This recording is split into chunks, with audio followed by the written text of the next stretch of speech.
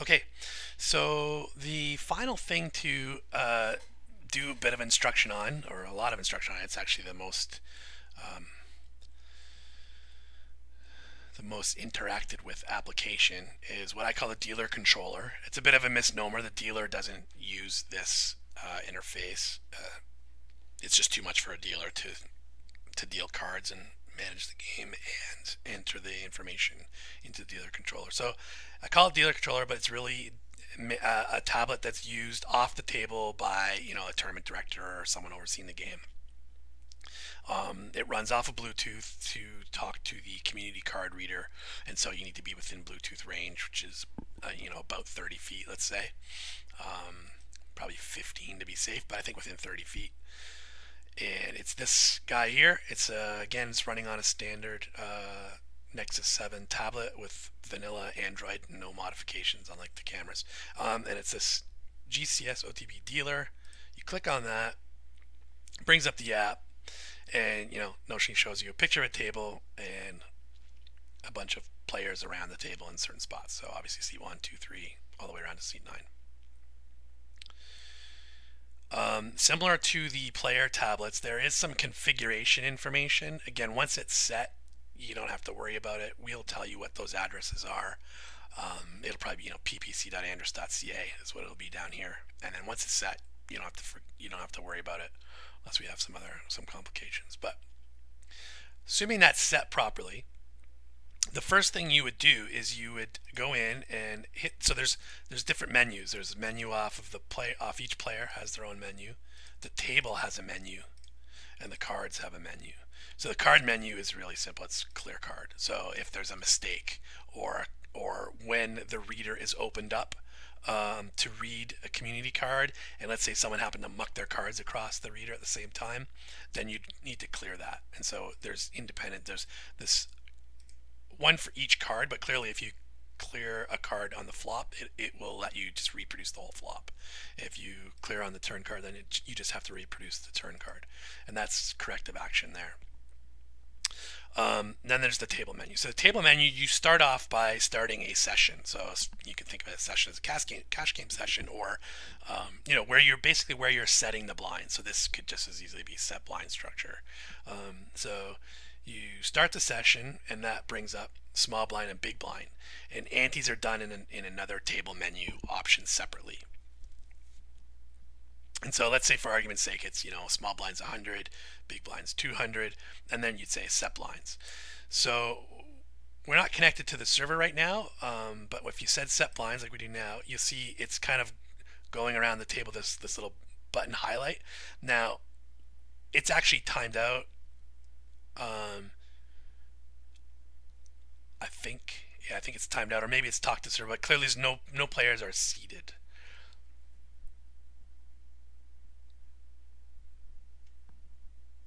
And so it would say set the button on a seated player. So if you get something like this where it's all X's, that means you have an issue. You're talking to a server, and that server doesn't think any of the players are seated. And if they're seated, they're in registered, like we showed in the player tutorial, where the player enters their player name, their stack size, and says register. They would show up here as a little green dude. So if you see something like this where you don't see any green dudes, then that's a fundamental problem.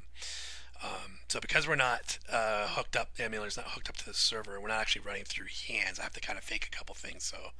So again, like I said, to start, you start menu, you start a session. So clearly it's grayed out now. So we've started a session. If you wanted to then go to the next level in a tournament, you'd end the session, start a new session, put in the new blind level. So let's say we're going to 200, 400, right? So you'd go 200, 400 and set the blinds. And again, it would go through a loop like this. Normally it'd be quite a bit faster when the players are all registered and everything.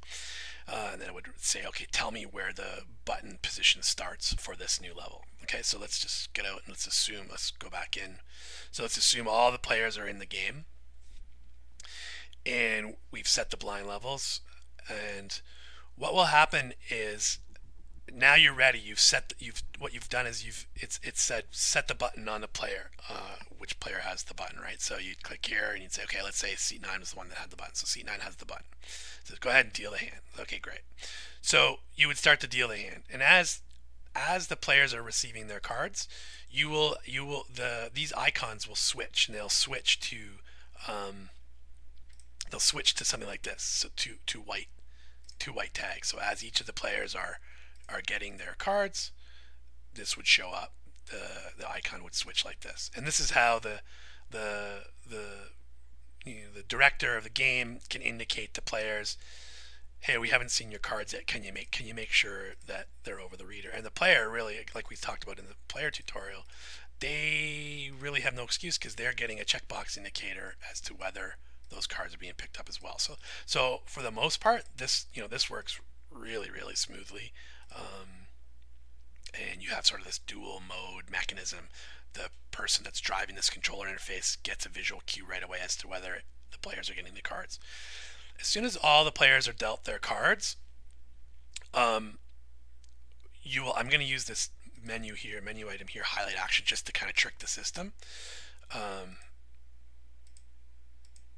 Let's see, so the action would be here under the gun, so action on, highlight action, there we go. So this is what it would look like if the button was in seat 9 and all the players received their cards.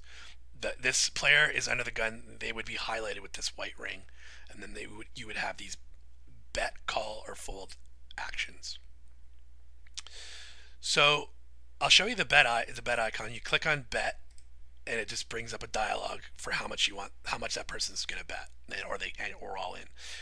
And because we're not actually hooked up to the game, we're not running on the server, it doesn't have a stack size here. So even if I said, oh, well, they'd have to bet at least 200 because that's the blinds, right? So if I wanted to say this, it's not going to let me do it because it doesn't. Well, one, it doesn't know what the stack size is. It's assuming it's 0. So they're trying to bet more than the stack size. So the system's kind of confused right now, but this is the dialog for betting. So you would dial in the bet amount, you click OK, and that bet would get registered. The pot size would get adjusted, and then the action would move to this player. Right? So now let's say this player calls, so then action immediately moves to the next player. So let's say now this, again, the system's confused because this should say there was a bet here. So this would say call as opposed to check. Let's say this player folded. So that's what you get. When the player folds, this icon indicates that player folds. And so, as you can see, the action would go around the table automatically, and as the controller's just putting in that information. Let's say you make a mistake. Like you say, oh, we didn't mean to have this player fold. I did that by mistake. You click on them, and from a folding perspective, you can unmuck them. Then you can say, undo last action. And no, I didn't mean for them to fold. I meant for them to check. Okay, great. Looks like it's made a mistake. It kind of skipped past the next player to act, so action's on here, and this player is also checked. Okay, and so the menu buttons on the player, for the most part, are to indicate that they are the winner of the hand, or whether you made a mistake, you wanted to unmuck. There is the ability to straddle. Of course, that's only for cash games. Yeah, so the menu items for the player are either to place the button, to correct some action, or to indicate that they're a winner. Okay, so then when there is a winner declared, so at this point all the actions closed off. The system knows, okay, everyone's acted. The buttons have stopped highlighting. Then you would produce the flop, and the system actually normally it prompts you when it's connected. It says go ahead and produce the flop, and then the flop cards would show up here. And again, like I mentioned before, let's say for whatever reason when the reader was opened to read the flop, someone mucked across there and it got the wrong card, then you could just clear the card and then reproduce it. So that's how we start a session, how we set a button on a player, how we know when all the players are getting cards, what it looks like when players are folded. We know what a player looks like when they're not in the hand. That's the big red X. Let's say the other thing I want to show you is, let's say player that was in the big blind. So let's say this player here was in the big blind. Let's say they got knocked out. When if a player gets knocked out, what you do is they would unregister from the tablet. You would have ended the session. So let's just declare a winner.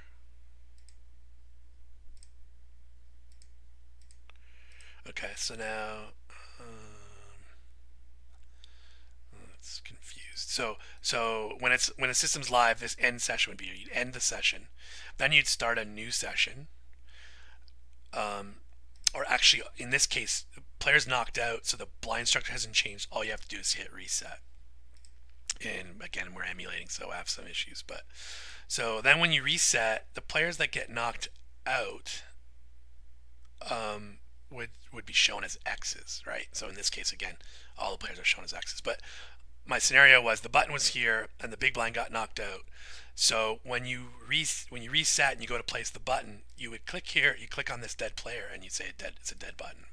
Okay, so system's not handling that, but that was just the other menu option I wanted to show you. Is even though a player is an X showing not seated, you still have a menu action there for either a dead small or a dead button. Okay, and let's see, what else should I mention? So antes. So when you get to sections where you want to set an ante, that's just a table menu option. You go in, you dial in what the ante is, you set that ante,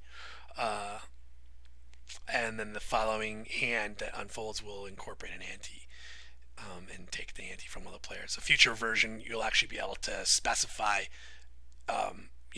button, small blind, big blind, where that ante happens. For cash games, we also have a straddle ability, so you can straddle. But those are kind of like more advanced features. We're just trying to get you guys ready for the basics for now.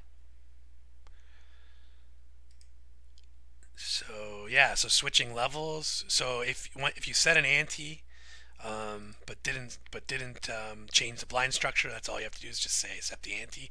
If you're going up a different level in the tournament, then you'd start a new session, and let's say the blinds are now 200 and 400, so you move that, and you've set your ante already with 200, so now the system's going to know, and then it's going to be good to go. But again, like I said, doesn't know which players are which.